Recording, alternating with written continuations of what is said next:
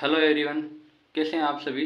I hope you all are well and your preparation is also going very well. Friends, आज LICW prelims का exam था मेरा 4th shift में। तो चलिए इसका फुल डिटेल्ड एनालिसिस करते हैं। तो सबसे पहले रीजनिंग का सेक्शन ओपन होता है और रीजनिंग की बात करें तो रीजनिंग मॉडरेट थी, एकदम इजी भी नहीं थी और हार्ड भी नहीं थी। रीजनिंग का लेवल PO से तो थोड़ा ऊपर था और क्लर्क से कम था। और वैसे क्वेश्चन डुएबल थे, बहुत ज़्यादा हार्ड नहीं थी लेकिन मॉडरेट थी, PO से थोड़ा ज़्यादा और क्लर्क से कम। और एक बॉक्स बेस्ड पजल थी और एक ईयर बेस्ड पजल थी। ईयर बेस्ड में एक क्वेश्चन था कि डी की माँ का जन्म किस ईयर हुआ था। तो वो आपका आंसर क्या आया?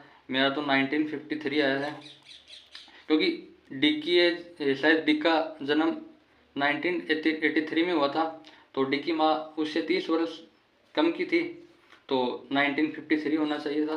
अगर आपका भी सेम आ रहा है तो शायद सही होगा, कंफर्म हो जाएगा, फिर तो पूरी पजल ही शायद सही बनी है। तो आप कमेंट में ज़रूर बताना कि आपका क्या आंसर आया था, अगर आपको याद है तो।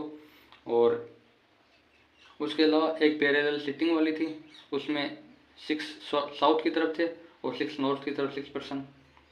और उसके अलावा इनइक्वलिटी, सिलोजिज्म और अल्फा न्यूमेरिक सीरीज थी 2।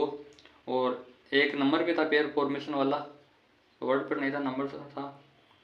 और मेरे अटेम्प्ट की बात करें तो मैंने सॉल्यूशन के साथ 30 अटेम्प्ट किए हैं और 5 एजम्पशन के, मतलब 5 तुक्के लगाए हैं मैंने। और दूसरे पर सेक्शन है क्वांट का।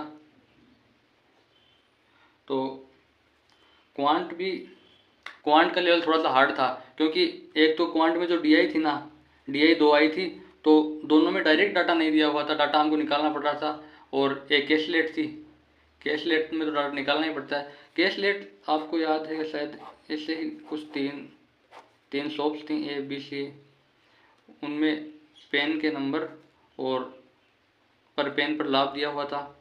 तो शायद बिक के 80 आ रहे थे और उसे 3 का लाभ हो रहा था और एक को 8, ऐसे कुछ था, अगर आपको याद है तो। ऐसे ही बना था मेरा तो। और एक और भी DI थी, उसमें भी डाटा डायरेक्ट नहीं दिया हुआ था, उसमें दिया हुआ था कि बिक के द्वारा 1 का 2 गुना, 1 का इतना % ऐसे दिया हुआ था। तो डायरेक्ट डाटा नहीं था, तो DI थोड़ी सी अच्छे लेवल की थी। और उसके अलावा 5 नंबर सीरीज थी, 5 नंबर सीरीज और 5 अप्रोक्सीमेशन था। और उसके अलावा अर्थमेटिक थी।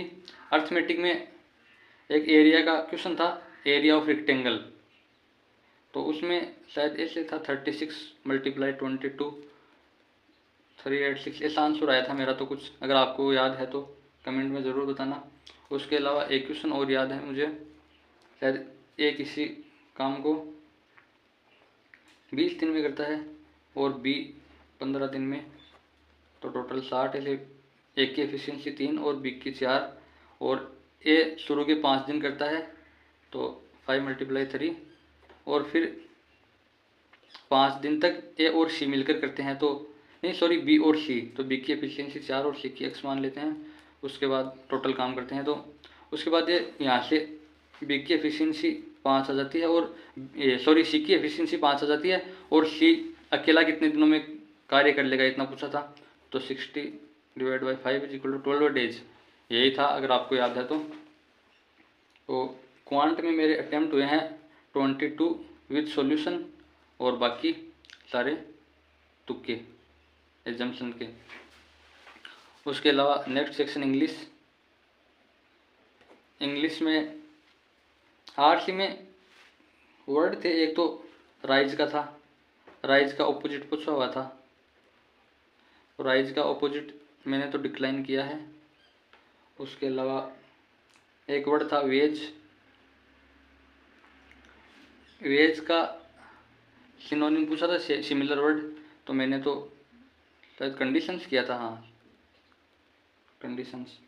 और उसके अलावा एक सिमिलर का ही था कि सिमिलर की जगह हम और क्या फिल कर सकते हैं, तो मैंने तो सेम एज किया था। और ए लाइक भी ऑप्शन था उसमें, और तो याद नहीं है मुझे, 2 ही याद हैं, लेकिन मैंने तो ये सेम एज किया है, आपने क्या किया है। और इसमें भी अटेम्प्ट तो इसमें याद नहीं मैंने एक्यूरेसी के साथ कितने किए थे, क्योंकि इंग्लिश में साथ साथ जो नहीं आ रहा था ना वो साथ साथ ही कर रहा था, वो काउंट नहीं कर पाया। पैरा जंबल था एक, और मिसस्पेल्ड वर्ड थे। उसके अलावा एरर सीधी नहीं थी, एरर सेंटेंस वाली एरर थी कि 5 सेंटेंस दिए हुए हैं, इनमें से करेक्ट और इनकरेक्ट कौन सा है। किसी में करेक्ट पूछा था, किसी में इनकरेक्ट। तो इंग्लिश भी अच्छी लेवल की थी। तो इसका ओवरऑल लेवल जैसे पीओ से थोड़ा सा कम, जैसे आईबीपीएस पीओ और एसबीआई पीओ से थोड़ा कम, लेकिन क्लर्क से ज़्यादा था। तो ये था ओवरऑल।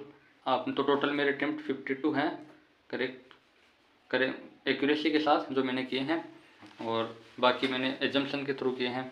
तो ये था ओवरऑल एनालिसिस। तो आपके कितने अटेम्प्ट हैं कमेंट सेक्शन में ज़रूर बताना, और जो मैंने बताए हैं उन क्वेश्चन का भी बताना कि आपके आंसर कितने आ रहे थे। तो मिलते हैं नेक्स्ट वीडियो में। आज मेरा आईबीपीएस कलर का एग्ज़ाम है, आपका कब है? और आईबीपीएस पीओ मेंस भी है 12 को, तो अभी तो एग्ज़ाम ही एग्ज़ाम है बहुत सारी, कल देकर आया हूँ और आज भी है, और फिर 12 अक्टूबर को है ही। तो मिलते हैं नेक्स्ट वीडियो में, तब तक के लिए धन्यवाद। आपका दिन शुभ रहे।